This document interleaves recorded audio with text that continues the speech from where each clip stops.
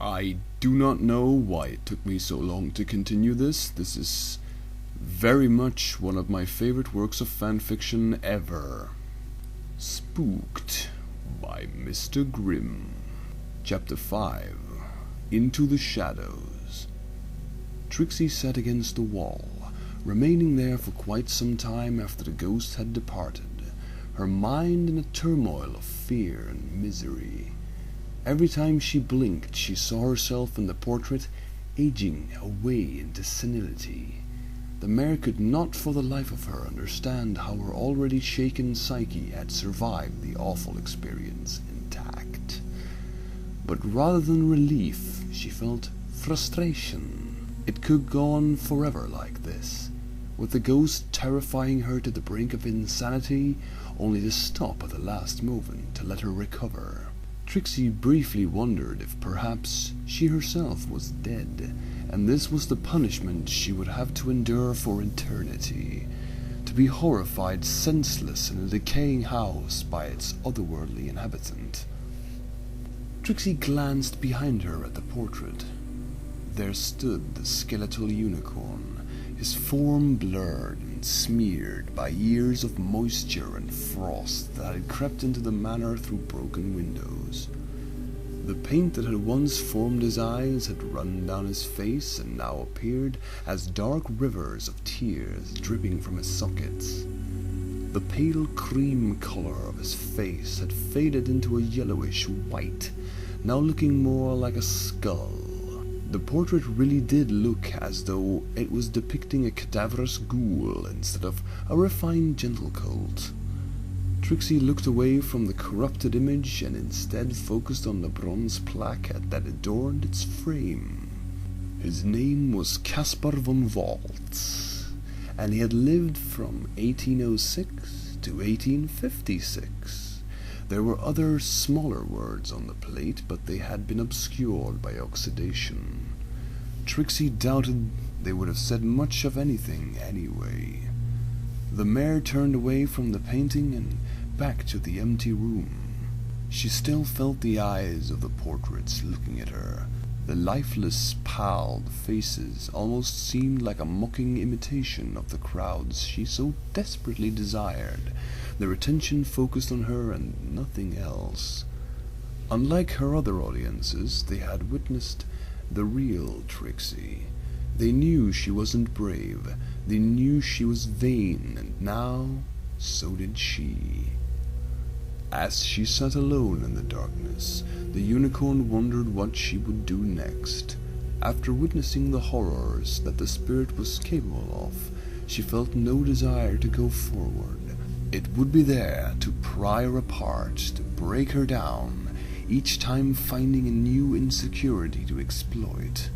But once again Trixie was confronted by the fact that it could just as easy come back to its location and scare her away. She would lose either way. Frustration slowly built up in the mare, and she found herself clenching her teeth so tightly that her neck hurt. It wasn't fair. Terror was inevitable, no matter what she did, and she was powerless to stop it. Trixie let out a muffled growl that rose to a quiet screech.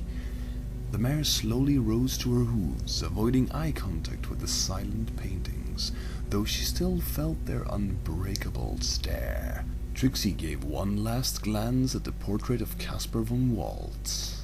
She wanted to sneer at it, but found she had no confidence to back it up. Instead, she simply turned and looked for a way out. The faint light of her horn showed a single door on the left-hand corner near the desk. The mare stared at the door on near silent hooves, passing by the ancient desk as she went. The yellowed papers that lay on its dusty surface wavered slightly as she drew near. Trixie froze, afraid that the spirit had returned. But as she looked back, she saw that it was only her movement creating a light breeze. She now noticed the papers were marked with faded ink in the form of music staffs, dotted with dark, slightly malformed dots that made notes. Trixie was not musically inclined, and the notes made no sound as she ran her eyes over them. She would have ignored them entirely had it not been for the title, written in large, looping letters. They were crooked and distorted with age, but they were as clear as day to the magician. The Untitled Waltz, by Caspar von Waltz. Trixie looked back at the painting, where the gaunt figure of the unicorn stood amid a lonely garden. Never had it occurred to her that the ghost once had a life beyond roaming the desolate halls of the manor. But that had been a long time ago. The thing that remained was a beastly, miserable creature, its only intent to terrify her. The unicorn continued to the door and placed a hoof on the rusted knob. The cold metal flaked in her grasp as she touched it, and she felt something inside of it break and crumble. The door opened with a quiet, almost moan-like creak. Trixie stood in the doorway and peered inside, not knowing what to expect. The light of her horn reflected off a large, filmy mirror on the other side of the room, filling the room with a pale purplish glow. She found herself looking into a predominantly open room, its tile floors covered in coarse layers of dust and dirt. Several chairs sat with their seats against the walls, completely smothered in cobwebs. All of this was centered along a large instrument that towered to the ceiling. Trixie looked up along the copper shafts that had faded into a sickly green. The pale strands of webbing from long dead spiders laced between them. The pipes ran down to an enormous ebon organ, its pawled keyboards stacked on top of each other, as if to form a grimacing mouth. Cobwebs looked as though they'd been draped over the stops like a death shroud, making the organ appear as some kind of casket. Trixie stared at it with a look of horrific anticipation. She knew what was likely to happen if she stepped inside, yet she was afraid all the same. But across the room was a doorway, not a closed door, but an open doorway. It was the first one Trixie had encountered since entering the mansion. The unicorn was suddenly overcome with an impulse to madly dash for the opening. In seconds, it was no longer an impulse, but a reality. The mare found herself running frantically over the tile floors, her hooves making uneven clops as she ran. Time slowed down in her mind, and she was struck hard by regret. The door would close just as she reached it. She knew it would. The door behind her, true, and she'd be trapped all over again. Cobwebs fluttered in the draft created by the doors as they slammed shut simultaneously. Trixie came to a halt inches from the closed door, just as she had predicted. The unicorn screamed in frustration as she slammed her hooves on its wooden surface, attacking it with a combination of anger and terror.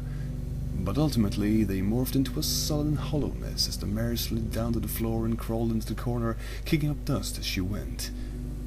Trixie felt like a frightened foal as she curled up among fallen cobwebs and dust bunnies.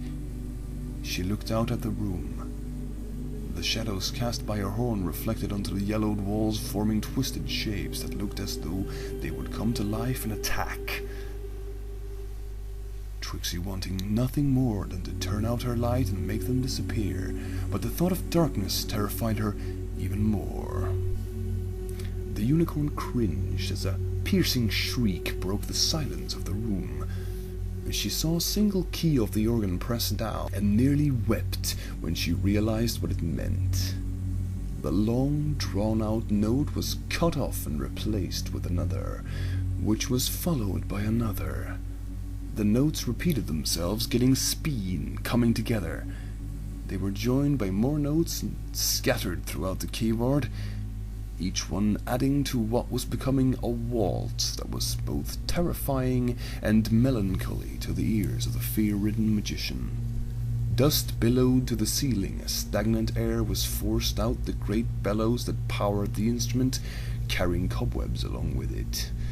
Trixie covered her ears and tried to escape the song, but found it impossible. The melody simply became louder, worming its way past her tightly clamped hooves. It crept insidiously into the depths of her mind, where it presided over her psyche like a malevolent fog. Trixie could only stare in horror as the shadow appeared in the corner opposite of her. It was far darker than the others surrounding it, as dark as the magician could imagine. The unicorn shrank back as the shadow began to grow, spreading across the walls and floors. What she was seeing was not possible. The faint rays of light given off by her horn were being consumed by the shadow as it crept along the shipping paint of the room, their magenta glow fading to black. Trixie squirmed in her corner, knowing that the light would soon be gone altogether. Her heart raced uncontrollably as the blackness approached her, now only a few feet away. The mare watched as it encircled her, destroying the last of the light.